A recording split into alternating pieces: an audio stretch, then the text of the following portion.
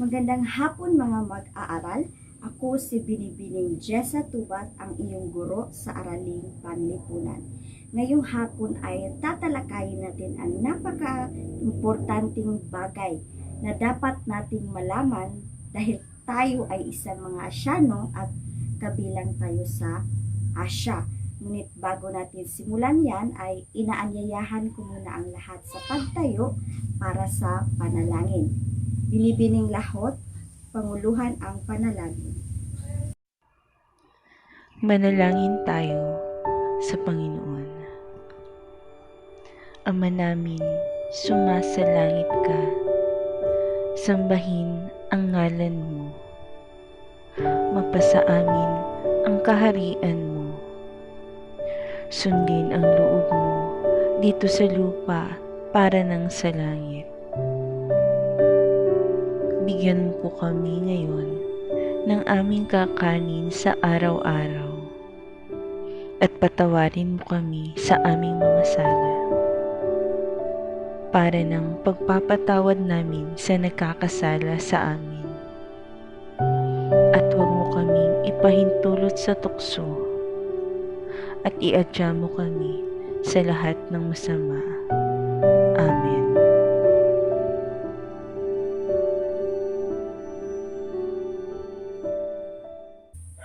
Magsiupo ang lahat at ngayon ay magwawasto muna ako kung sino ang lumiban.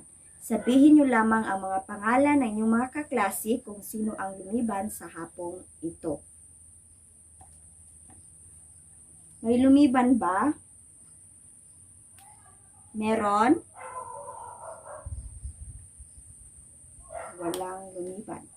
So, walang lumiban, ibig sabihin ay perfect ang attendance natin ngayon. So, ako ay masaya sa inyong performance dahil present kayong lahat at walang lumiban. Bago po simulan ang aking diskusyon, magkaroon muna tayo ng isang simpleng activity. Ito ay tinatawag na fixing the jumbled letters. Ibig sabihin, aayusin nyo ang magkabaliktad-baliktad na mga letra sa patungo sa angkop na salita. So ito ay isang pangkatang gawain. Ipapangkat-pangkat ko kayo sa tig-5. Mauna kang magbilang. So 1, 2, 3, 4, 5. Pangkat 1. 1, 2, 3, 4, 5. Pangkat 2. 1, 2, 3, 4, 5. Pangkat 3. 1, 2, 3, 4, 5. Pangkat 4. 1, 2, 3, 4, 5, pangkat 5. So, mayroon tayong 5 pangkat. So, bawat pangkat ay bibigyan ko ng mini envelope na naglalaman ng nakalikit na papel. So, nasa loob na yung mga nakalikit na papel. Ito ay para sa pangkat 1, pangkat 2, pangkat 3, pangkat 4, at pangkat 5. Isulat ang inyong mga sagot sa isang sangkapat na papel. Naintindihan nyo ba ako? Magaling. Ang bawat tamang sagot ay katubas ng 5 puntos. Ngayon ay maaari na kayong pumunta sa inyong mga kagrupo para magtulungan sa pagsagot sa activity na ito. Okay, malinaw? Good. Tapos na ba ang lahat? Maaari nyo nang ibigay sa akin nang sa gayon ay sabay nating tukuyin kung ano ang mga salitang ito. So, iwawasto ko yan pagkatapos ng ating klase ngayon. Malinaw ba? May nahihinuha ba kayong sagot sa unang bilang? Base sa inyong mga sagot, huwag kayong mahiya. Maaari nyong sabihin dito. Maraming salamat. So, sa unang bilang, ang salita ay calligraphy. Pangalawa ay cuneiform. Pangatlo ay pictogram. Pang-apat ay ziggurat. At panglima ay pagsasaka. So, yun ang mga salita na nandoon sa mini envelope. Okay? Ang mga salitang iyon ay matatagpuan natin sa ating diskusyon ngayong hapon. Mula sa mga naayos na salita, ano ang inyong unang naiisip kapag narinig nyo ang mga salitang iyon? Ginoong Esmael, meron ka bang opinyon? Maraming salamat. Paano naman si Binibining Palomar? Alam kong meron kang opinyon dyan. Magaling. So, ang inyong opinyon ay may connection sa mga salitang ating na tukoy mula sa ating gawain. So, ngayon, ang ating tatalakayin ay may kinalaman sa mga sinaunang pamumuhay ng mga Asyano. So, sinaunang pamumuhay ng mga Asyano. So, mayroong tatlong kabihasnan. Ito ay ang una, kabihas ng Sumer. Pangalawa, kabihas ng Indus. At pangatlo, kabihas ng China.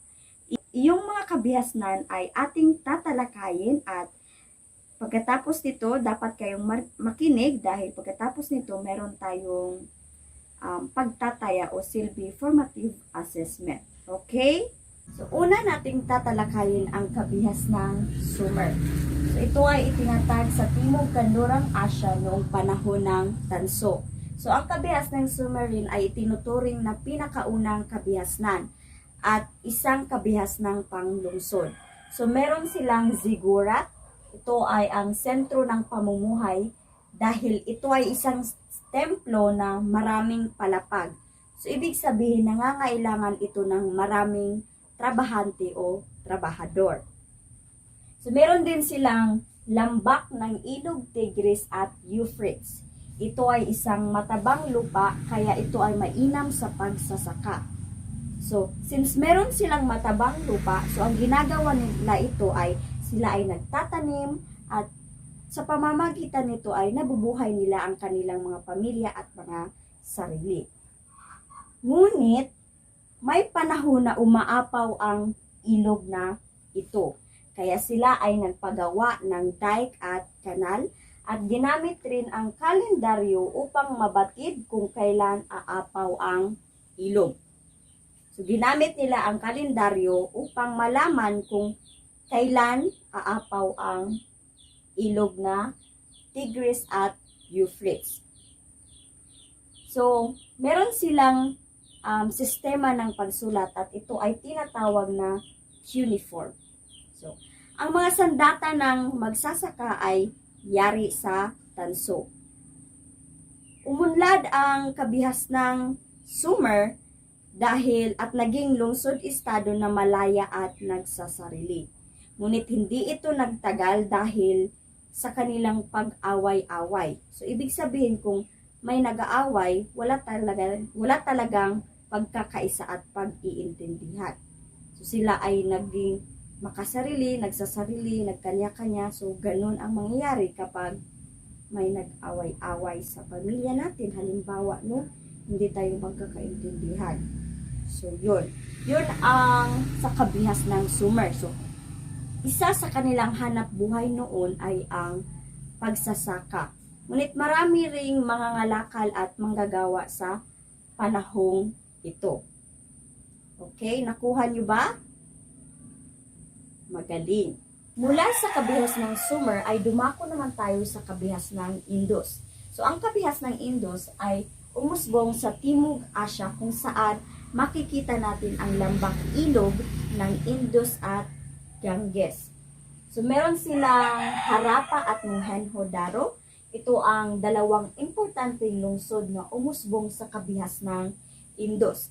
Ito ay planado at organisado ang mga lungsod na ito na ipinakita sa mga lansangang nakadisenyo sa kwadrado or grid pattern at pareho-pareho ang mga block ng kabahayan. So, ipinalagay sa kabihas ng Indus na ang bumuo ng kabihas ng Indus ay ang mga Dravidian at ito ay pinamumunuan ng mga haring pare.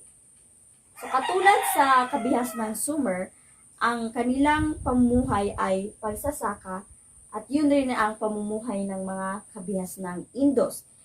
Pero natuto rin silang makipagkalakalan sa mga karatig lungsod. Ang mga Dravidian ay sumasamba sa mga maraming Diyos na sumisimbolo sa puwersa ng kalakasan. So isa sa mga hayop na sinasamba sa Indus ay ang bull. Ang mga Dravidian ay gumamit ng pictogram bilang sistema ng pagsulat. Ngunit hanggang ngayon ay wala pa rin nakakaalam kung ano ang kahulugan ng mga ito. So, ibig sabihin wala pa rin ni isa na nakakaalam kung ano ang kahulugan ng kanilang sistema sa pagsulat na tinatawag na pictogram. So katulad sa kabihas ng Sumer, hindi rin nagtagal ang kabihas ng Indus. Naging mahiwaga ang paglaho ng kabihas ng Indus. May paliwanag ang scholar dito na ayon sa kanilang teorya, kalamidad at pananakop ang naging dahilan nito, ngunit walang matibay na ebidensyang naipakita sa mga paliwanag na ito. So, sabi sa mga scholar, sabi sa kanilang teorya, kalamidad at pananakop ang naging dahilan kung bakit naglaho ang kabihas ng Indus. So, nakuha nyo lang ba? Points of clarification. Meron po ba? Kung wala ay magpatuloy tayo sa ating diskusyon. Mula sa kabihas ng Sumer, kabihas ng Indus, pupunta naman tayo sa kabihas ng Shang. Ito ang pangatlong kabihas na. So, meron silang Wanghu. Ito ay isang lambak ilog ng China na lunduyan ng kabihas ng Shang. Ito ay mataba at angkop para sa malawakang pagtatanim. Ibig sabihin ng malawakang pagtatanim, ang kanilang hanap buhay o isa sa kanilang hanap buhay ay ang pagsasaka.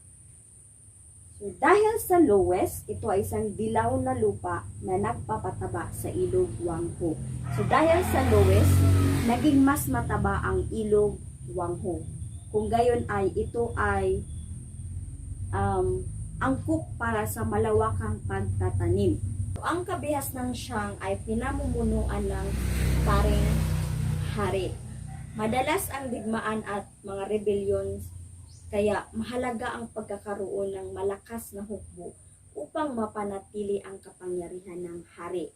Since madalas ang digmaan at rebellion sa kabihas ng Shang, nangangailangan sila ng malakas na hukbo upang mapanatili ang kapangyarihan ng kanilang hari. So ang mga hari ng Shang ay nagsasagawa ng ritual, pagsasakripisyo at dasal. Ito ang kanilang pinaniniwalaan ito ng mga Chino sa panahon ng kabihas ng Shang. So, ang mga hari ay sila ay naghukay ng mga oracle bones. Ito ay ang mga buto na ginamit sa Shang para sa mga ninuno. So, ang mga oracle bones ay nagsisilbing representante para sa kanilang mga ninuno. So, malinaw din sa Shang ang paghahati ng lipunan batay sa mga labi ng tirahan at libingan. So, nahahati sila ng lipunan para sa libingan ng kanilang mahal sa buhay. Ang aristokrasya na binuo ng mga pamilya ng hari at iba pang maharlika. So, ang aristokrasya ay binubuo ng mga pamilya ng hari at ibang maharlika. So, samantala, ang mga mababang uri ay nakatira sa mga bahay na tulad sa mga bahay ng Neolitikong panahon. So, ang mga mahihirap ay nakatira katulad ng bahay sa panahon ng Neolitiko. So, may sistema ng pagsulat ang Shang na tinatawag na calligraphy. So, ito ang nagsisilbing tagapag-isa sa mga Chino. So, kanilang sistema sa pagsulat ay nagsisilbing tulay para sila ay magkaisa. Ang tatlong kabihasnan ay magkatulad sa konteksto ng pamumuhay. Sa kabihas ng Sumer, ang kanilang pamumuhay ay pagsasaka. Sa kabihas ng Indus, ang kanilang pamumuhay ay pagsasaka rin. Sa kabihas ng Shang, ang kanilang pamumuhay ay pagsasaka rin. So, ang pagsasaka ay mas lalong umusbong nang dumating ang teknolohiya. So, mas napapadali ang mga gawain ng magsasaka. Sa pamamagitan nun, mas maraming naisusupply ang mga kumpanya o industriya sa mga tao, lalo ng bigas. Yun ang pang-araw nating pangangailangan. So, meron po ba kayong mga tanong or karagdagang opinyon? Pwede niyong isalaysay para mas marami pa tayong matututunan. Kung wala ay maghanda ang lahat para sa ating gawain at pagtataya. Okay class, ito ang ating gawain. Makinig ng mabuti sa panuto. So, ito ay pangkatang gawain. Panuto. Pumili lamang ng isa sa dalawang gawain. So, ang pagpapangkat-pangkat ay nakabatay sa nakaraang pangkatan. Yung una nating activity, yun lang ang yung mga kagrupo. So, yun ang yung basihan sa pagpapangkat. So, gawain 1. Sa long bond paper, ihambing ang tatlong kabihasnan batay sa inyong natututunan gamit ang Venn diagram. So, gawain 2. Gumawa ng poster na naglalarawan sa naging pamumuhay ng mga sinaunang Asyano. Gawin ito sa sangkapat na illustration board. Pumili lamang ng isang kabihasnan. So, meron tayong rubric sa paggawa sa gawain 2. Markahan ang isinasagawang gawain sa iskalang 6 hanggang 10, kung saan ang 10 ang pinakataas at ang 6 ang pinakamababa. Ito ay may kabuuang 30 puntos. So, pamantayan. Una, naipakita at naipaliwanag ng maayos ang ugnayan ng lahat ng konsepto sa paggawa ng poster. Ikalawa, original ang idea sa paggawa ng poster. Pangatlo, malinis at maayos ang kabuuang presentasyon. So, yun ang rubrics para sa gawain 2. Okay, naintindihan? Naintindihan? Okay. Maaari na kayong pumunta sa inyong mga kagrupo upang magplano kung ano ang inyong gagawin sa nasabing gawain. Okay, proceed. Okay class, maghanda ng sangkapat na papel para sa pagtataya. Handa na ba ang lahat? Magsimula na tayo. Unang bilang. Ito ay sistema sa pagsulat ng kabihasnang Sumer. Ito ay sistema sa pagsulat ng kabihasnang Sumer.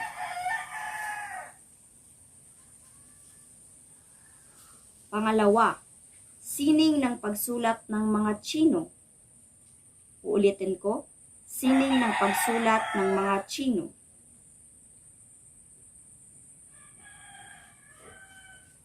Pangatlo, isa sa mga hayop na sinasamba sa Indus. Isa sa mga hayop na sinasamba sa Indus.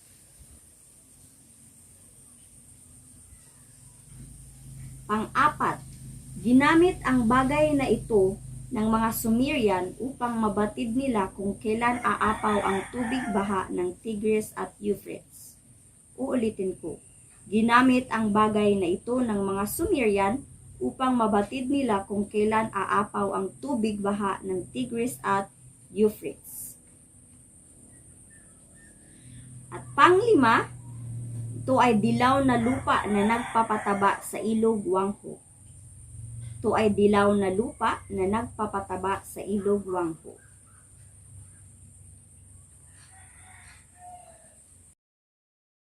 Pasa na ang mga papel dito sa harap at iwawasto ko ito pagkatapos ng ating klase. Wala na ba kayong mga tanong, mga karagdagang opinion? Okay, good. So kung wala ay pupunta na tayo sa inyong takdang aralin. So sa inyong takdang aralin, kayo ay magsaliksik sa pamamagitan ng internet ng iba pang karagdagang impormasyon na may kinalaman sa sinaunang pamumuhay ng mga Asyano. Isulat ito sa inyong kwaderno sa araling panlipunan. Uulitin ko, ito ang takdang aralin. Magsaliksik sa pamamagitan ng internet ng iba pang karagdagang impormasyon na may kinalaman sa sinaunang pamumuhay ng mga Asyano. Isulat ito sa inyong kwaderno sa Araling Panlipunan. Gets? Okay. So, maraming salamat sa inyong pakikinig at pakikilahok at sana ay meron kayong natututunan sa ating diskusyon ngayong hapon. Goodbye and see you tomorrow.